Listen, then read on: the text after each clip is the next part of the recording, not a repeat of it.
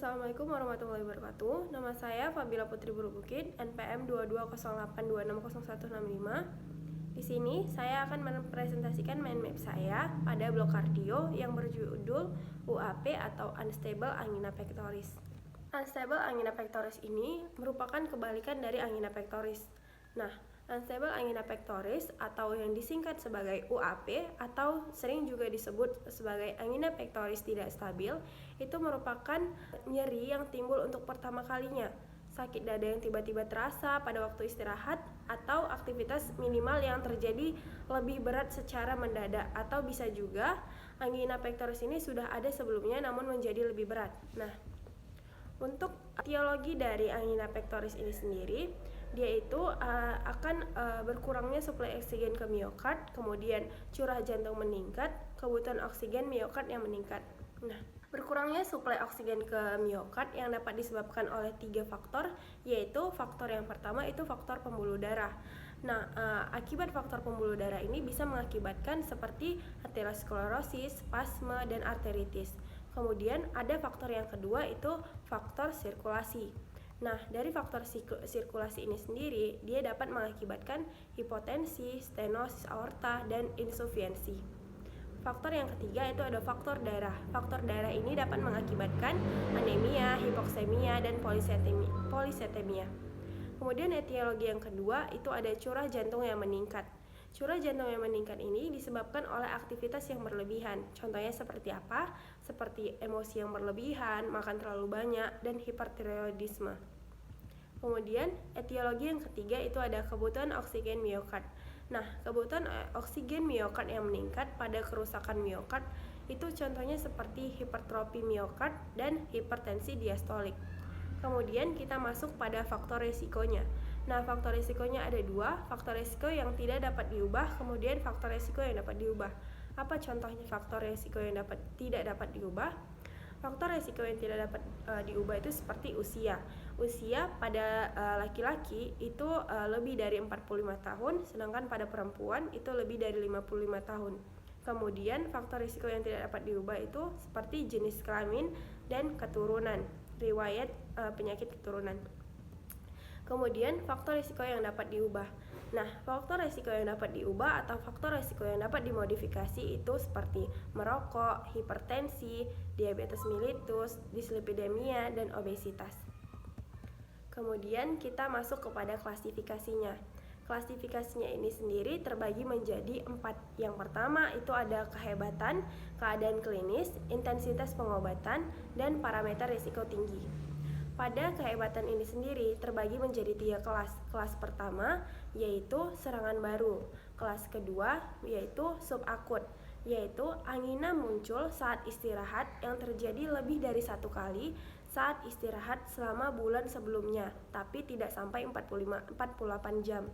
Kemudian kelas ketiga itu akut, yaitu angina muncul saat istirahat yang terjadi lebih dari 1 kali saat istirahat sampai 48 jam.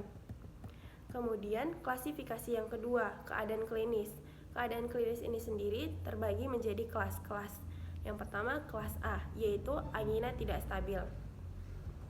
Di mana angina tidak stabil ini itu merupakan keadaan intrinsik, biasanya diidentifikasikan dengan jelas untuk dasar vaskular koroner bahwa yang memperkuat iskemia miokard ini merupakan anemia, demam, infeksi hipotensi, takikardi, tiroktosikosis, hipoksemia, dan gagal respirasi. Kemudian kelas yang kedua itu kelas B, yaitu angina tak stabil primer. Kemudian yang ketiga itu ada kelas C, yaitu angina tidak stabil pasca infark. Kemudian kita masuk pada klasifikasi yang ketiga, intensitas pengobatan tidak ada atau pengobatan minimal.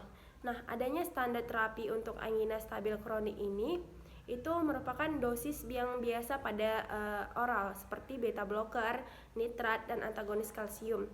Meskipun terjadi dosis toleransi maksimal pada semua tiga kategori dari terapi oral, termasuk nitrogliserida intravena. Kemudian masuk pada yang keempat, klasifikasi yang keempat, parameter risiko tinggi resiko. Ini terbagi lagi menjadi 3, yaitu risiko rendah, risiko sedang, dan risiko berat. Pada risiko rendah, ini tidak kemungkinan tinggi atau sedang, tapi mempunyai beberapa ciri atau gejala.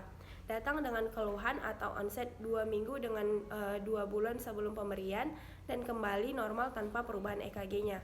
Pada risiko sedang, tidak risiko tinggi dengan ciri, tapi harus mempunyai beberapa hal yang mengikuti, yaitu usianya lebih dari 65 tahun, berkepanjangan hingga lebih dari 20 menit. Angina risiko sedang ini, angina itu saat istirahat dapat diatasi saat itu juga, dan anginanya itu saat istirahat hilang dengan istirahat atau pemberian sublingual nitrogliserida. Pada risiko tinggi, sekurang-kurangnya mengikuti ciri, yaitu nyerinya berkepanjangan dan sedang yang berlangsung lebih dari 20 menit saat istirahat. Kemudian untuk gejalanya ini sendiri, pada gejala dari UAP atau unstabil angina pectoris ini sendiri, itu gejala paling umumnya itu merupakan nyeri dada. Yang kedua itu ada diaforesis atau keringat dingin dan mual, muntah, nyeri abdomen dan sesak napas. Kemudian bisa juga kita lihat melalui gambaran EKG yang mungkin nanti akan dijelaskan di pemeriksaan penunjang, bisa dilihat dari biomarker jantung. Pemeriksaan penunjang untuk golden standard dari unstable angina pectoris ini merupakan EKG atau pemeriksaan elektrokardiogram, di mana pada gambaran EKG-nya ini nanti bisa kita lihat depresi segmen ST lebih dari 1 mm dan atau interval gelombang T lebih dari 2 mm di beberapa sadapan prekordialnya. Nah, ini disertai dengan ST elevasi atau elevasi segmen ST yang tidak persisten lebih dari 20 menit. Kemudian gelombang Q-nya yang menetap. Nah, kemungkinan di hasil EKG ini bisa ditimbul ST depresi atau ST elevasi. Kemudian pemeriksaan biomarker jantung CKMB, troponin T dan I. Ini merupakan biomarker nekrosis miosit jantung dan menjadi biomarker untuk diagnosis infark miokard. Nilai normalnya itu untuk CK kurang dari 190, CKMB kurang dari 24, troponin T kurang dari 50 mg per liter. Kemudian pemeriksaan yang ketiga itu kita bisa melakukan pemeriksaan ekokardiografi, di mana di sini kita berikan gambaran pada struktur jantungnya, pembuluh darah jantung, aliran darah, dan kemampuan otot jantung itu dalam memompa darahnya. Kemudian pemeriksaan yang keempat kita bisa melakukan pemeriksaan angiografi koroner. Nah, di sini kita melihat adanya penyempitan pada koroner atau tidak, untuk mengetahui tingkat keparahan pada penyakit jantung koronernya dan lain-lain.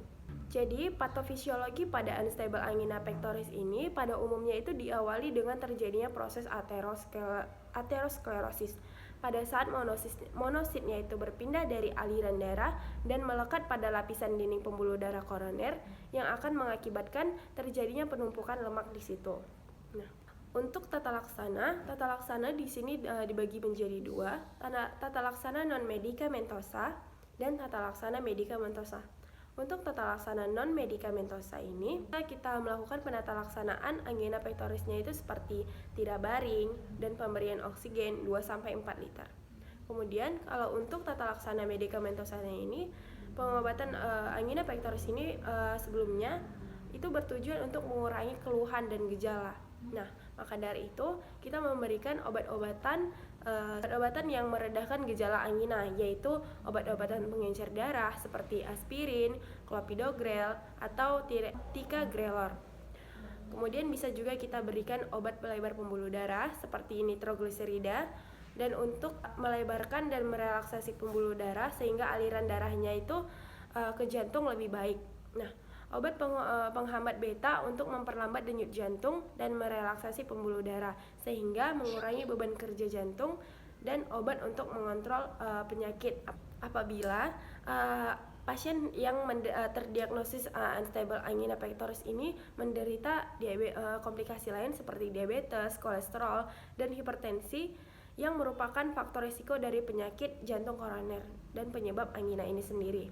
Kemudian, tata laksana yang lain, untuk prosedur lebih khususnya lagi, kita bisa melakukan pemasangan ring jantung. Yang kedua, kita bisa melakukan operasi bypass jantung, yaitu dengan mengambil pembuluh darah dari bagian organ lain untuk membuat saluran aliran darah baru sebagai pengganti saluran aliran darah yang menyempit tadi.